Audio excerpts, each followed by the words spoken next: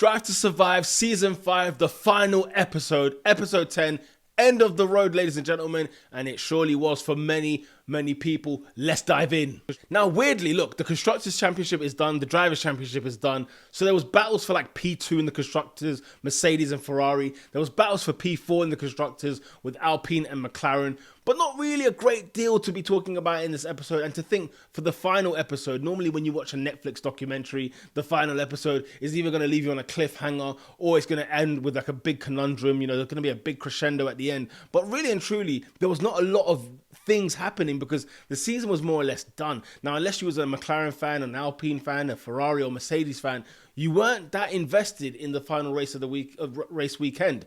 And Netflix flopped the base here because they could have used the Brazilian Grand Prix in this as well, because the Brazilian Grand Prix was filled with glorious emotion. Kevin Magnussen on pole, for crying out loud. George Russell winning his first ever race in Formula One in Brazil. And they didn't use it really. They just kind of glanced over George's win, but then they made the whole episode about Abu Dhabi. And I have no idea why, because not a great deal happened, right? Ferrari finished P2 as per normal. But, you know, Lewis Hamilton's car packs up, so they couldn't really capitalize. Same with the Alpine. Like, Alonso's car packed up. Danny Ricciardo was finishing where Danny Ricciardo was finishing, and Ocon is basically the one that helps Alpine finish P4 in the Constructors. So that kind of story kind of ends pretty quickly. But I do feel for Netflix because it's a tough sort of episode to conclude the season with. But like, you know, Fernando Alonso, his last race as well ends in retirement. The car kind of blew up basically. The engine was done and he had to retire. There was just weird. I felt like, you know, Sebastian Vettel, you have Fernando Alonso, Danny Ricciardo. There wasn't really like a whole kind of montage. Actually, for Danny Ricciardo, there was, and that was actually pretty cool because towards the end of the episode, they asked him, you know, what will you miss most in Formula One? And it just kind of goes back through his career. His race wins with Red Bull, his race win with McLaren, his podiums with Renault, and just some of the one-liners that he always dropped on Netflix whenever he was either dissing them, making jokes, whatever the case may be, because he was always good value for money when it came to Netflix. He's like the Christian Horner, but the driver version in terms of content for Netflix. Yeah, so it was really weird how everything kind of wrapped up. They kind of skimmed past it. They kind of rushed through it a little bit, and it was just a bit like, one of the shortest episodes of the season. It was about 30 minutes long, and it's just a bit strange to me why they would have gone down this road. But there was so much they could have used, and I was quite disappointed in this episode, to be fair.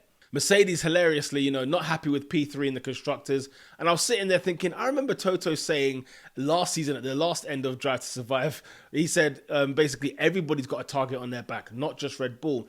And believe me, they were firing blanks all season long.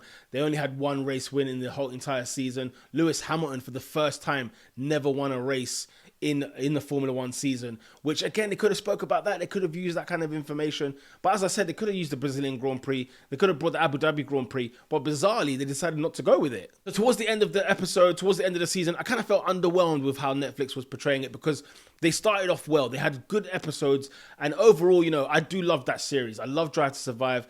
I know people have their doubts about it. They talk about how it lies and it manipulates and whatever. I don't care. I watch it for the entertainment, and I'm talking about what took place in the episodes.